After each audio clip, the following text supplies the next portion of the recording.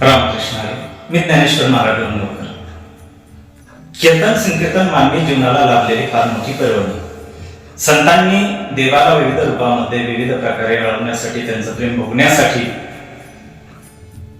या भक्ती साधनाची निर्मिती केलेली आहे. आणि या भक्ती साधनाचा वापर करून देवाला आपलंसं केलेलं आहे, आपल्या जवळ ठेवलेलं, आपल्या अंकित ठेवलेलं. या कीर्तनाचं महत्व जर वर्णन करायचं ठरलं तर फुलातला सुगंध म्हणजे कीर्तन, पाण्यातला द्रवपणा म्हणजे कीर्तन, गोडीशिवाय साखर नाही, साखरेतली गोडी म्हणजे कीर्तन. या कीर्तनाचं स्वरूप कसं असावं, कसं आहे, हे वर्णन करणारा एक श्लोक आहे. प्रहलाद स्थादधारी तरल गती दया, चोद्धव कांशधारी विनाधारी सुरर्षी स्वर कुशलतया, राग करता अर्जुनो भूत इंद्रवादीन मृदंग, इंद्रवादीन मृदंग, जय जय सुकरा कीर्तने ते कुमाराय त्राग भागवता सरस रचनया, व्यासपुत्रो बभूव. कीर्तनामध्ये तालाला खूप महत्व आहे. समेपासून समेपर्यंत अन्न याला ताल मानला जातो. आणि तो ताल सांभाळणारे या ठिकाणी प्रल्हाद जे आहे, तालावरती तो एकपट आहे, दुप्पट आहे, चौपट आहे, या पद्धतीने आघात करणे, आवाज करणे. तर कांशधारी झांजा वाजवणारे किंवा टाळ वाजवणारे टाळकरी उद्धव जे आहे, स्वर त्या ठिकाणी देणे आणि एक अधिकार सांभाळणे असे प्रमुख सुरर्षी नारदजी त्या ठिकाणी विना धारण करून आहे. विविध कलांमध्ये किंवा विविध राग कलांमध्ये निपुण असणारे विशाल अर्जुनजी त्या ठिकाणी वेगवेगळ्या प्रकारचे राग रागे समयानुसार राग रागेने गाऊन त्या ठिकाणी आनंद वाटतात.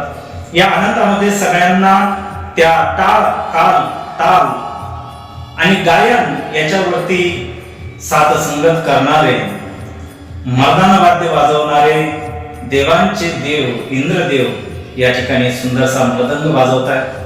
या सगळ्यामध्ये आनंद तयार झाल्याच्या नंतर मध्ये जय जयकार करणे, या सगळ्यांना प्रोत्साहित करणे यासाठी संकादिक मध्ये जय जयकार करतात देवाच्या नावाचा. आणि श्रीकृष्ण द्वैपायन व्यासमुनी यांचे पुत्र शुकदेव जे त्या ठिकाणी आत्मचर्चा करतात. माऊली संत ज्ञानेश्वर महाराज यांनी आपल्या ज्ञानेश्वरीमध्ये एका बोलीमध्ये या स्वरूपाचं वर्णन केलेलं आहे. कृष्ण विष्णू हरी गोविंद या नामाचे निखळ प्रबंध, माझी आत्मचर्चा विशद उदंड गाती.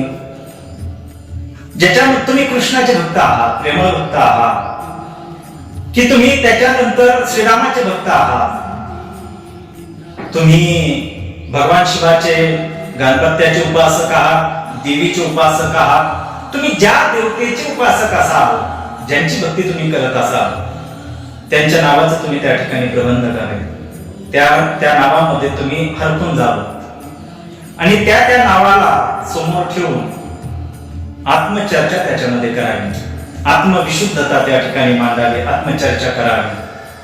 अशा पद्धतीचे कीर्तन स्वरूप, कीर्तन परंपरा या महाराष्ट्रात, या देशात, आता महाराष्ट्राच्या देशाच्या बरोबर विदेशातही गेलेली आहे. उत्तर भारतामध्ये कीर्तन परंपरा जर पाहिली तर कीर्तनामध्ये त्यांचं गायन, वादन, नर्तन या पद्धतीनं असतं.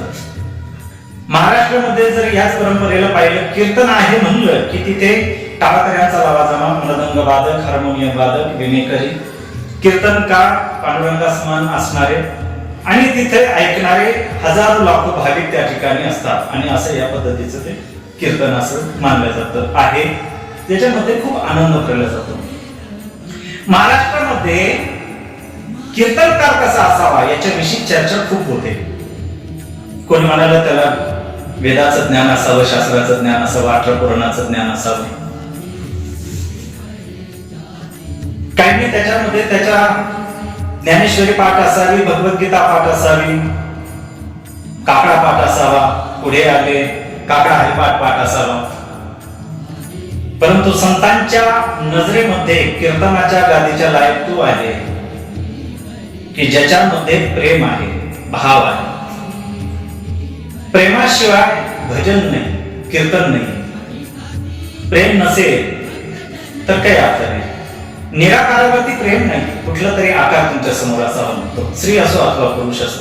त्याच्यामध्ये तुम्ही तुमचं देवत्व मानून त्याची उपासना केली तरी तुम्ही प्रेम केलं, ती भक्ती केली, ती उपासनाच झाली, मनापासून करणं. प्रेमाविन भजन, नाकाविन मोती, अर्थाविन पोथी वाचून काय. सरळ आणि सोपी भाषा आहे नाकामध्ये मांडलेली. जसं नाकाशिवाय मोती नाही, नाक नसेल तुमच्याकडे किती दागदागिने असले अर्थ नाही, तसं व्याकरणी चोखडा तरी की अतिगा एका आत्मज्ञानी पुढे जाते. याला एक दृष्टांत देतात सुंदरसा. मोरांगी असोसे, मोराच्या अंगावरती जे पिसारा पुरवला त्याच्यावरती कितीतरी डोळे आहेत, परंतु मोर आंधळा आहे.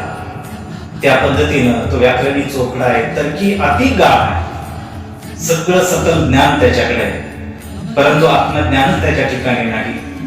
प्रेमाचा भाव त्याच्या ठिकाणी जर नसेल तर तो कीर्तनकार म्हणून त्या ठिकाणी घेण्याच्या लायकीचा नाही. म्हणून प्रेमाशिवाय भजन नाही. आणि सगळ्यात महत्वाची गोष्ट, कीर्तनाच्या गादीला जितकं भावपर्यंत महत्वाचं आहे, तितकं प्रेम त्याच्या ठिकाणी महत्वाचं आहे, तितकंच संतांच्या वचनाचा अभिप्राय किंवा संतांच्या वचनाचा अर्थ तयार करून देणे. त्या अभंगाचा, श्लोकाचा, गवळणीचा, संतांची जी ती वचनं असेल, पद असतील, हिंदी पद असतील, या सगळ्यांचा अर्थ हा संतांना अभिप्रेत असणारा, समाजाला अभिप्रेत असणारा, देवाला अभिप्रेत असणारा असा अर्थ करणारा जो असेल तो त्या ठिकाणी या कीर्तन परंपरेचा अधिकारी मानला जातो. खूप काही पाठ असणारा पण नकोय आणि काहीच न येणारा तो पण नकोय. प्रेम असणार पाहिजे. कारण खूप काही ज्याला येतं, ऐन वेळेवरती काय गावं, काय म्हणावं, काय मांडावं अडचण पडायला लागते. म्हणून अति पाठ करणाराही या ठिकाणी कुचकामी आहे. काही नाही येणार तर मुळात तो अज्ञानीच आहे, त्याच्याजवळ काहीच नाही. श्लोक अशुद्ध वापरायला लागेल, ओव्या अशुद्ध वापरायला लागेल, अभंग अशुद्ध पद्धतीने म्हणायला लागेल. जर अशुद्धच हे सगळे बोलायला लागेल तर त्याचा अर्थ शुद्ध कसा होईल. म्हणून या ठिकाणी प्रेम आणि संत वचनाचा यथास्थित अर्थ करणारा जो असेल तोच या गाडीच्या लायक कीर्तनकार होणार. रामकृष्ण.